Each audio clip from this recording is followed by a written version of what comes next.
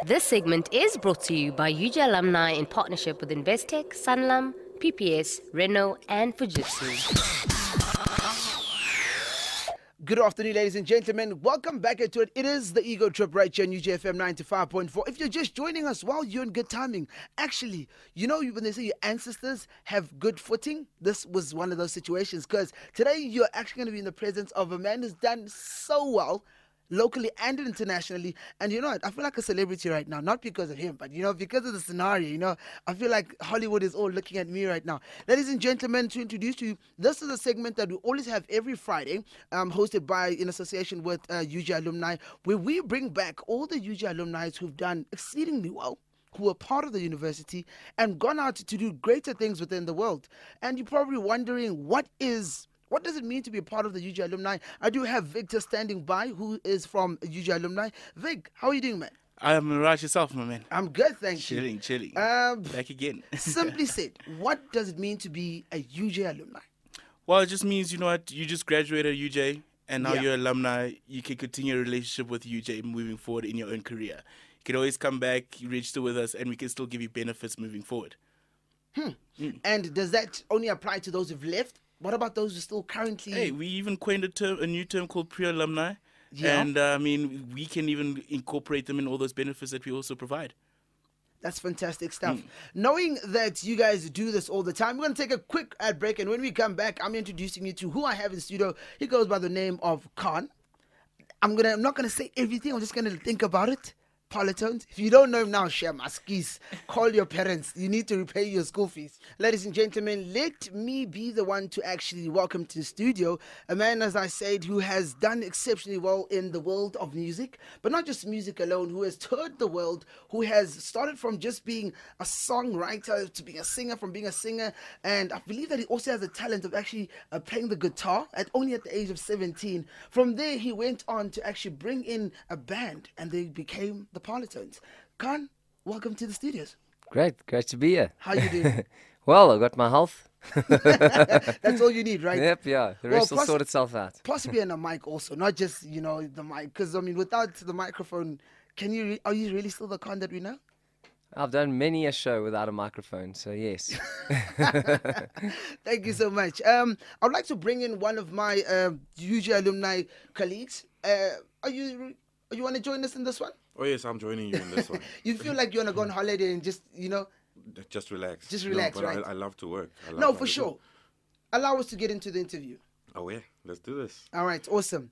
Just to firstly find out, before you even got to UJ, we want to find out who is Khan. Papers write stories. There were videos that come out, they say this is your life, but why can we not just ask it from you in person? Who is Khan? Oh, wow. That's is that a long question, short question?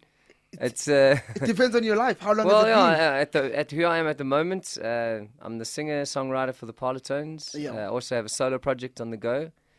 And, I'm a South African, a proud South African. Yes. I live in Joburg. And some exciting news is I'm about to have my first child. Wow, congratulations. Congratulations. You worked very hard for that, I can believe. Congratulations. And as a kid, when you were a child, did you ever perceive yourself just coming into the stage of your life where you become this person, like as a child? Well, as a child, I loved performing. I was always in plays and those kind of things. So I was always involved in some sort of theatre or drama. I loved singing.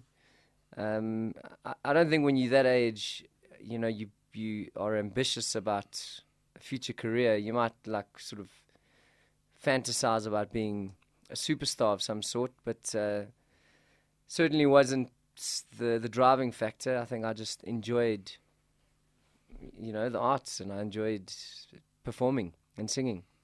Interesting. And finding out, which year were you actually at UJ? Like, which year did you enroll? At that time, obviously, it wasn't UJ. Yes, it was, I graduated in 98. Graduated in 96 to 98. 96. And what did you study? BA Communications.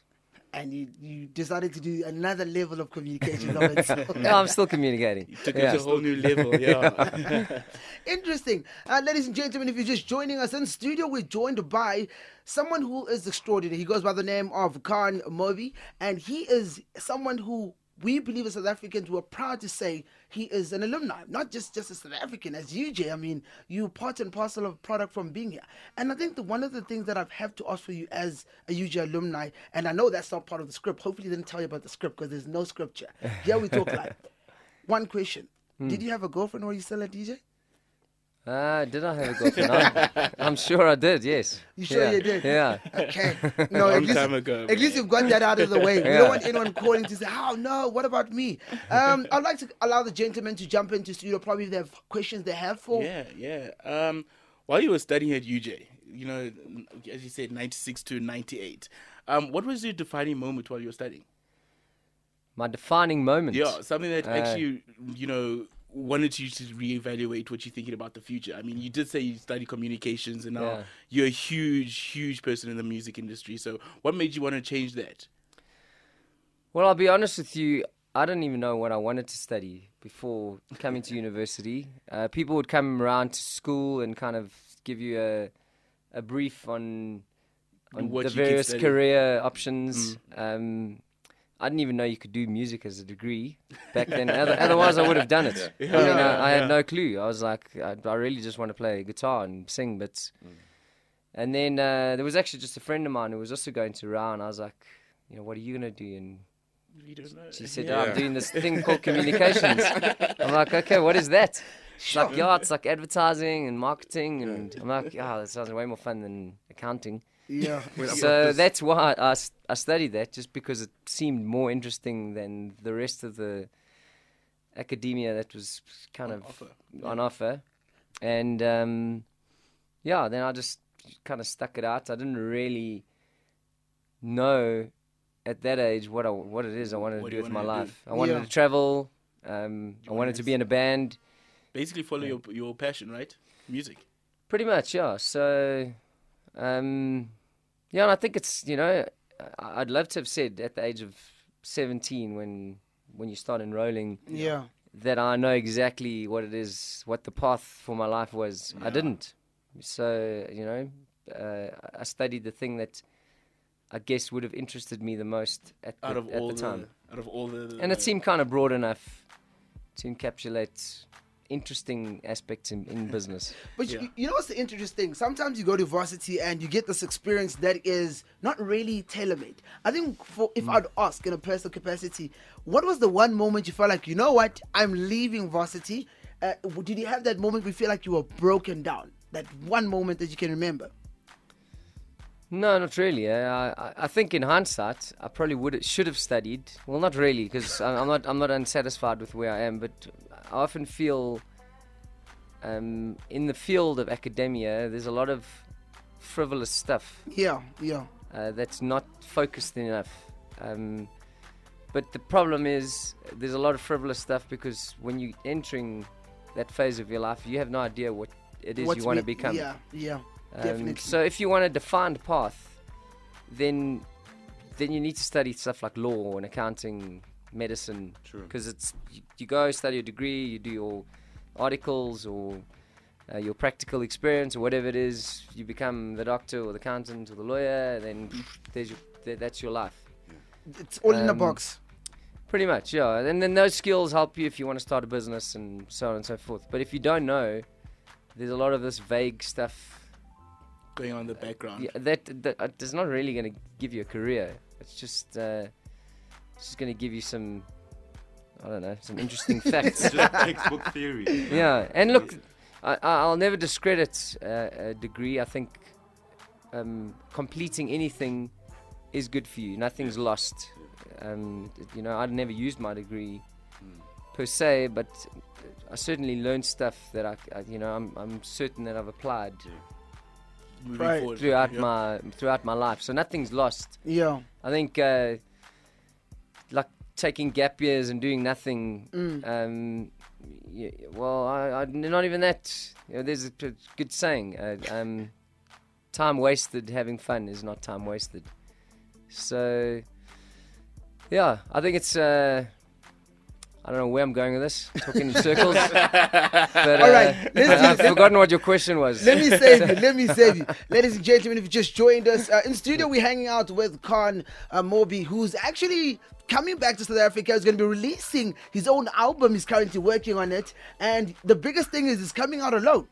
This time there's no one else behind him. If you don't know who are the Parlotones, where have you been? I'm sure you've been, I won't say that, but you've been hiding somewhere. I've been studying, hopefully. Hopefully. Yeah, no, guys, hopefully. Let's start it off right here. This is a song that is featured in an album released in the year 2007. I'd like the man himself to introduce it. It's called Disappear Without a Trace. Hello. In studio and finding out at the moment where he was thinking of a band. He had to be inspired by a band. What was your music of choice at that very point? Yeah, I think the bands that inspired me to want to be in a band. Yeah. Bands like The Cure, The Smiths, Radiohead. Yeah. Obviously the Beatles. It's a course. cliche, but they started it all. In Excess was another one. So yeah, those are the bands that made me want to be in a band. But I mean, I think my journey into music extends way beyond just those bands. I think I fell in love with songs as opposed to just a specific style of music. So you were just like, I'm going to write it, whatever people name it, we're going to say, okay, cool, we're a rock band. Yeah. Because, I mean, even now you guys are still stuck between being a pop and a rock band. People Sure. not sure which genre should they place you in. Do you know any particular genre that you can say, this is definitely us?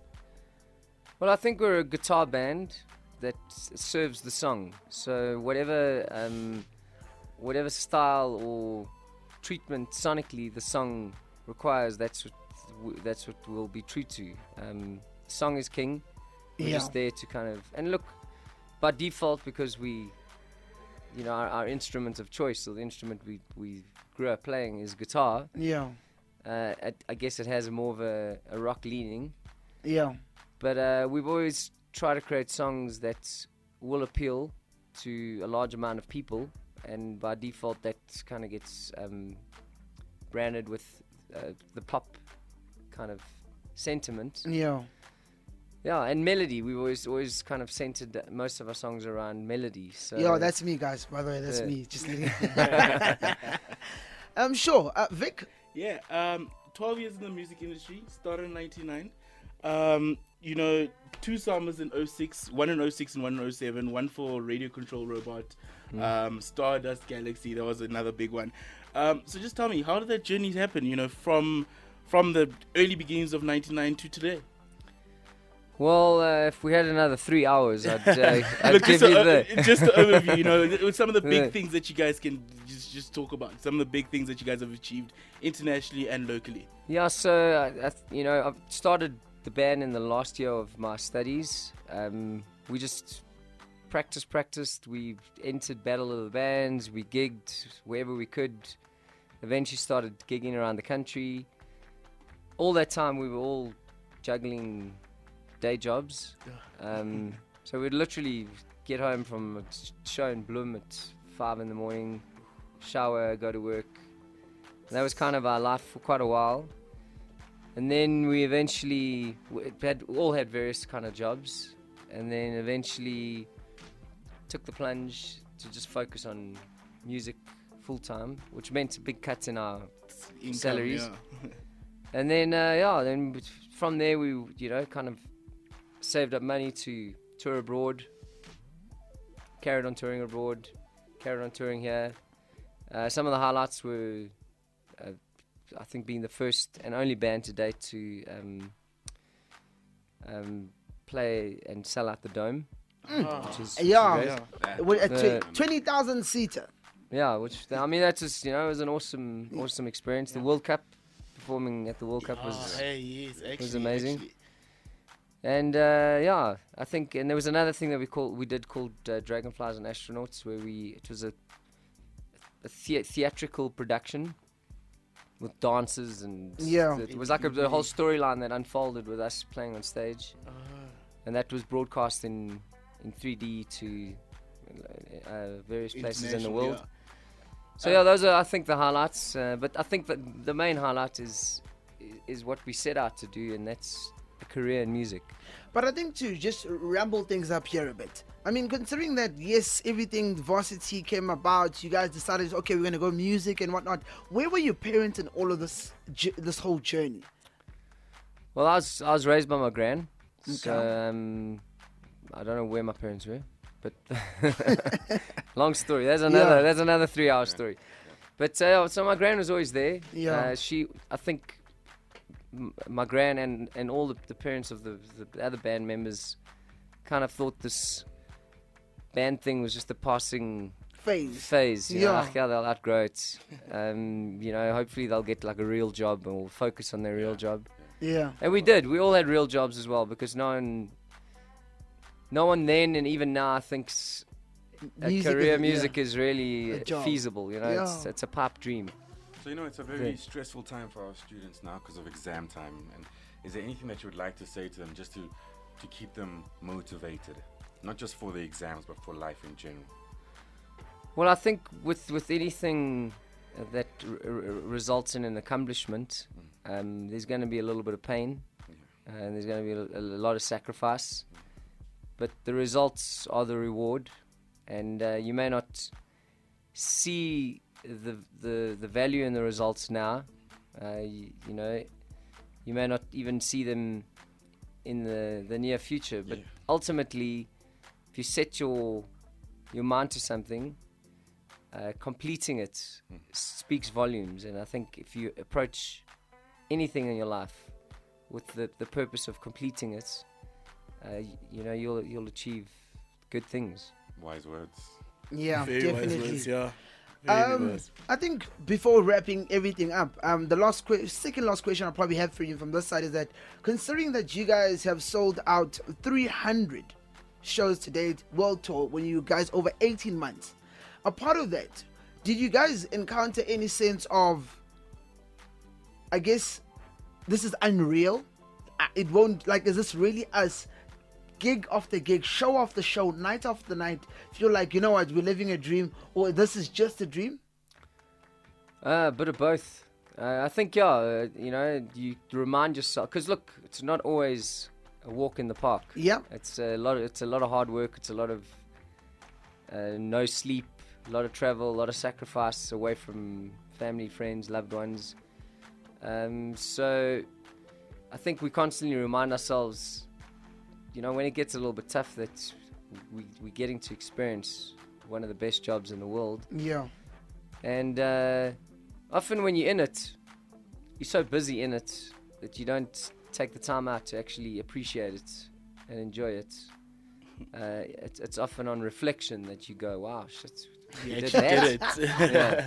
did it. Just before we wrap up, please tell us about Giant Mistake. Like, I know the UJ students would like to find out about. I mean, -- Sunday Times wine list at the top. So tell us, what was the thought process behind making Giant Mistake? Well, we kind of... So let me tell you how the wine thing happened. We did an interview with Property Magazine, and they asked what your dream property would be. And I said to own a little boutique wine estate in the Cape. And then a guy that was very involved in wine contacted us and said he'd read the article. I thought he was going to say, I've got a wine farm for you. It was going to be much That would be easier. better, But he said, let's make a wine together. And we kind of thought it would be a good idea to attach song titles to the wine. And we thought the idea of Giant Mistake had so much kind of substance and behind that. Yeah. So Wow. So, and it's kind of tongue in cheek. Yeah, The of whole- course.